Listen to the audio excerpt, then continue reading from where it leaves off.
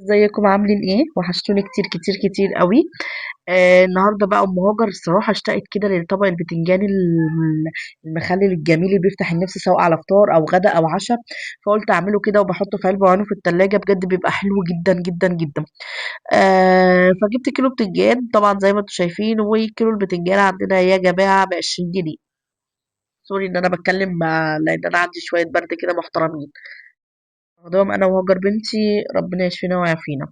معاكي تاني يا ام هاجر، معايا كده معلقتين خل محترمين، ليمونه معايا بقى هنا بقى شطيطه، انت عارفه الدقه الحمراء، مع فصين توم محترمين، مع شويه كمون على شويه كزبره ودقتهم كده مع بعض، ودي طماطميايه متقطعه صغنن خالص عشان الدقه دي هتتحط عليها ويتحشي بيها البتنجان وهتاكلي احلى دقه في حياتك.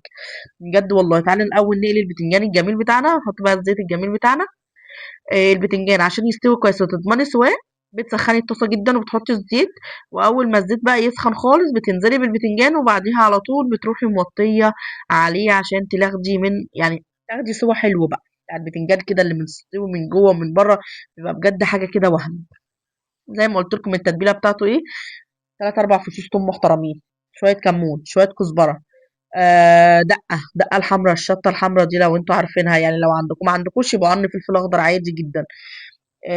شوية ملح. تمام. تقطعي طماطمية صغننة كده عشان هيتحط معاها التتبيلة دي كلها، وتتحشي بقى بيها البتنجان مع الخل والليمون. بجد هتاكلوا أحلى طبق مخلل هتاكلوه في حياتكم، بجد بيبقى حاجة كده وهم. ما بياخدش منك وقت، وبتروحي جايبه علبه كده نظيفه عندك، وتروحي بقى رصاه كده في العلبه وتروحي حاطاه في التلاجة.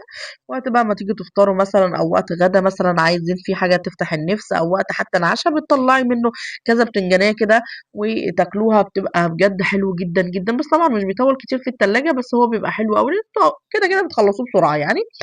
خلاص خلصت البتنجان الجميل المقلي بتاعنا اهوت، زي ما انتم شايفين بصوا طري ومستوي بطريقه روعه. اهو بصوا بوريكم ازاي ان هو مستوي جدا جدا جدا. تمام. هحط بقى الخلطة الجميلة دي بتاعتنا دي كلها كده على الطماطم، بحيث برضو ان الطماطم بقى تشرب من الخلطة دي وتتحشي مع القرن الفلفل مع سوري مع البتنجان، بتبقى وهم يا جماعة والله العظيم بتبقى وهم.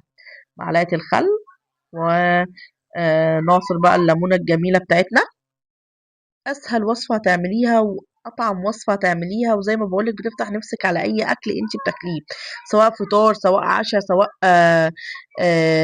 غدا، بيبقى حلو جدا. هتعملي اكل فيه مثلا اكل شعبي طلعي بجد والله العظيم بيبقى حلو جدا. وهعمل لكم كمان البتنجان المخلل بمية البنجر، ده بيبقى حاجة كده في وهم. فلو عايزين اكتبوا لي في الكومنتات وانا هعملها لكم.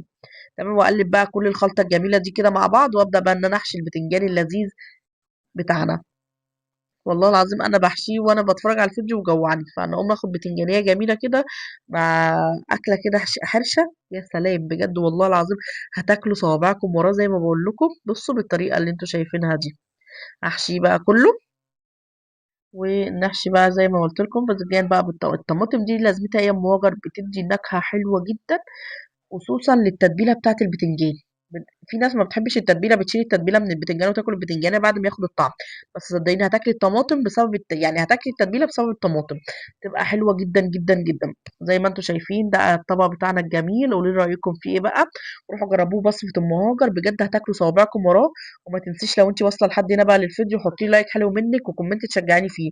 ولو انت مش مشتركة لحد دلوقتي ليه اشتركوا وفعلي الجرس عشان بجد الفيديوهات اللي جاية هتبقى ضرب نار. واوعي تنسي اللايك الجميل بتاعك.